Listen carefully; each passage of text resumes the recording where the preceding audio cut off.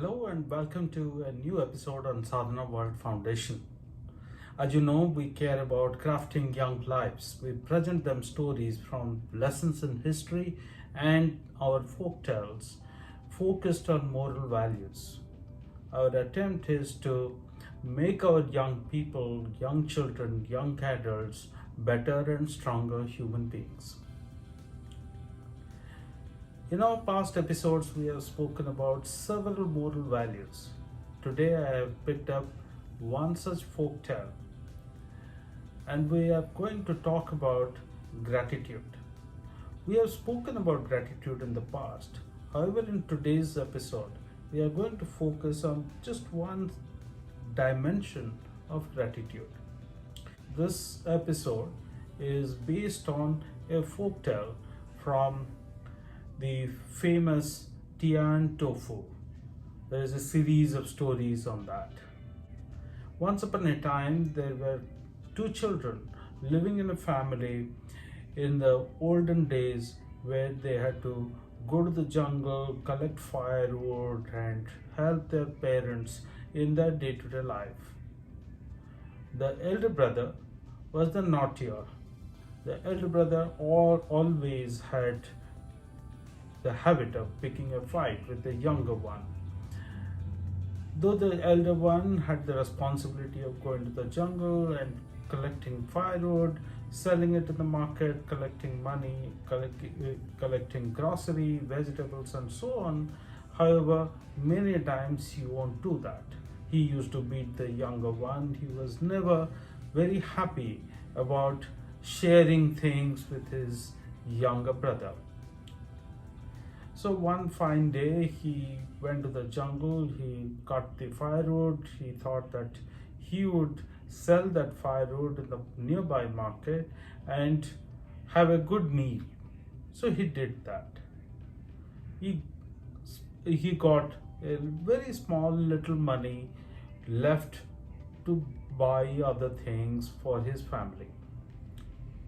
On his return back, he was again passing through that jungle. He suddenly found one apple tree with golden apples. He was naturally attracted towards the golden apples.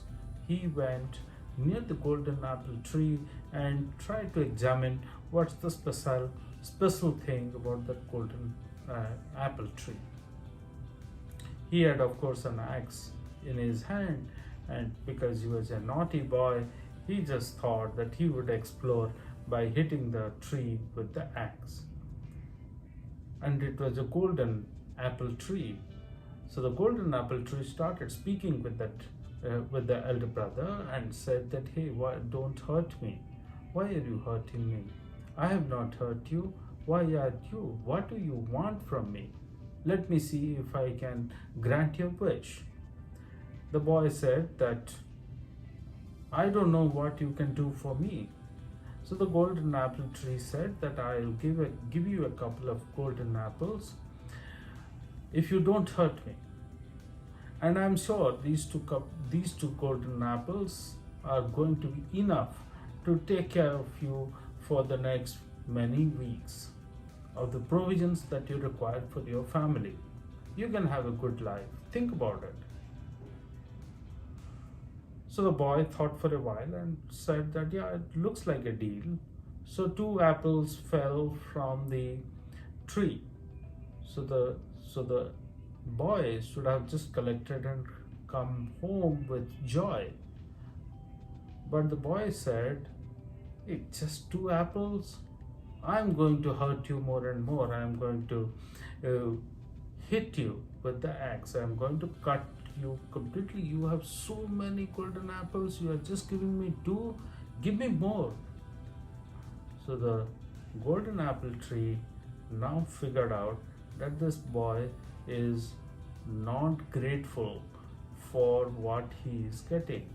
After all, he was going to hurt the tree, and the tree was just being very nice to him. So he thought, the golden apple tree thought that he must try teaching a lesson to the boy. So the golden apple tree rained a lot of needles on that boy. The needles came like a rain on the boy, and the boy got pierced with those needles and started bleeding, fell almost unconscious, could not get up, and a long time passed. And at home, his mother, his father, his younger brother all got worried. So the younger brother came to the jungle in search of the elder one and was surprised to see the elder one suffering out of so many needles having pierced his body. The younger one was quick to act on it and removed the needles and brought the elder brother back into consciousness. The elder brother by that time had realized that what's the punishment one gets if one doesn't become grateful. This is a very small story, but when I was reading this story, I thought, in our young days at school, so many times we would have taken help from someone else to complete a lesson, complete a test, or get something done. However, how many times we have actually heartily said thank you to our friend? In fact, so many kids would not even recognize the help that they have taken from someone. I see the same happen amongst neighbors, amongst the members of the community. I see the same happen in work life when people take help from their colleagues and don't even recognize that. They are always very eager to snatch away the recognition from someone else. Where does all this come from? It all comes from the school that we go to, the home that we grow up with, the children, the friends that we grow up with. It all starts because somewhere we haven't really been practicing the habit of saying thank you to others, recognize the help that the others have done. Remember that in our day-to-day life, there can never be just one king or one queen. There will always be multiple kings and multiple queens. We have to live with this. There cannot be one best sportsman. There cannot be one best singer, one best musician, one best engineer, one best doctor. There will be multiple best doctors. There will be multiple best singers. They will be best in their own way. And we need to recognize, even if one is the best in one particular sport, in the same sport, there will be multiple other people who are equally good, and it is important that one has to recognize. I think it all starts from the source, from the sense of contentment. Many times we are trained to be so discontented, so dissatisfied, unhappy with what we have got. Like the boy in the story. He got 2 golden apples. He did nothing to earn those golden apples. He was just lucky to spot the tree and a kind tree who was willing to share his golden apples. Yet he was greedy. Not only he was greedy, he was demonstrating his usual behavior of being unhappy, being arrogant, being rude, being not recognizing others' contribution. So his life changed after the event of the needles versus the apples. I think that's the Tia and Tofu story, where Tia explains to Tofu that Tofu has been able to achieve something because of the help from the others, and why he is not respectful and recognizing of the others' help. I think if we all can understand the value of recognizing others' support, life would be much better.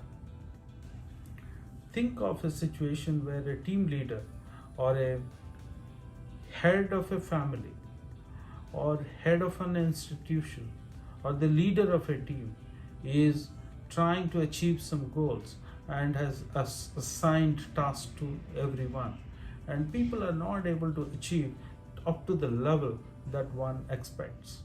In that situation, what does the leader do? Does the leader only see the gap between the desired level and the actual level and talk about the gap, or talks about the achievement that the team has been able to have on board and encourage them to fill the gap?